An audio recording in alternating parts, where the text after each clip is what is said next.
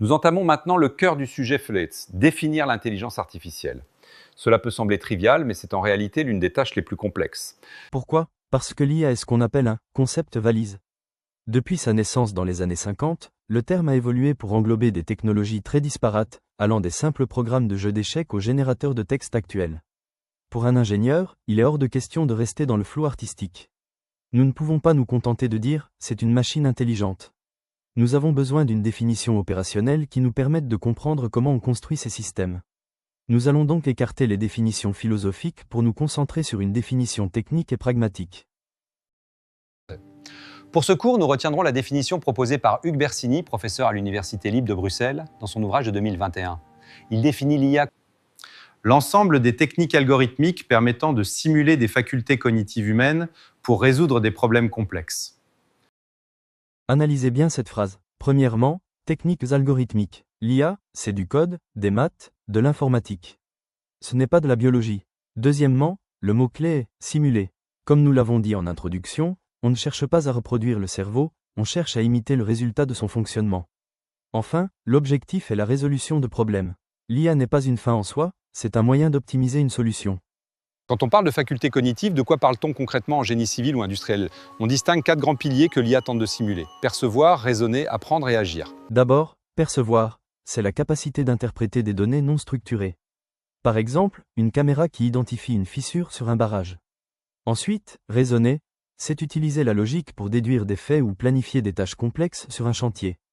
Troisièmement, apprendre, c'est la capacité d'améliorer ses performances avec l'expérience, c'est-à-dire avec les données. Et enfin, agir, c'est l'interaction avec le monde réel ou virtuel, que ce soit via un bras robotique ou en générant un rapport textuel. Un système d'IA complet combine souvent plusieurs de ces briques. Historiquement, pour stimuler ces facultés, 2 grandes écoles se sont affrontées. La première, qui a dominé jusqu'aux années 90, est l'IA symbolique, aussi appelée GoFi pour Good Old Fashioned AI. L'approche est ici déductive. On part du principe que l'intelligence peut être codée sous forme de symboles et de règles logiques. C'est l'ère des systèmes experts. Le principe est simple. L'ingénieur interviewe un expert humain et traduit sa connaissance en ligne de code, si. Alors, prenons un exemple simple en régulation thermique. Si la température dépasse 100 degrés Celsius, alors déclenchez l'alerte. Ici, l'intelligence ne vient pas de la machine, elle vient du programmeur qui a explicitement codé la règle. La machine ne fait qu'appliquer une logique parfaite. La deuxième école, celle qui a tout balayé sur son passage ces 10 dernières années, est l'IA connexionniste.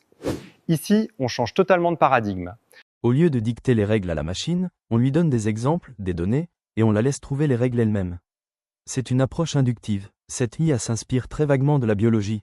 Elle utilise des réseaux de neurones artificiels. On ne code plus, si c'est un chat, il a des moustaches. On donne 10 000 photos de chats et 10 000 photos de chiens à l'algorithme, et par ajustement statistique successif, le système apprend à les distinguer.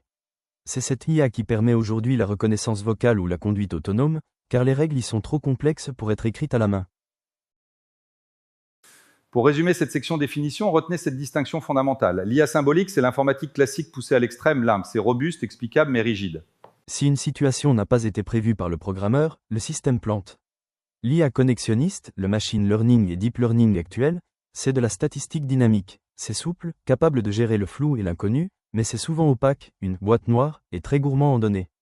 En tant qu'ingénieur en génie civil, vous utiliserez les deux, du symbolique pour appliquer des normes de construction strictes, et du connexionniste pour prédire des comportements de matériaux ou analyser des images de drones.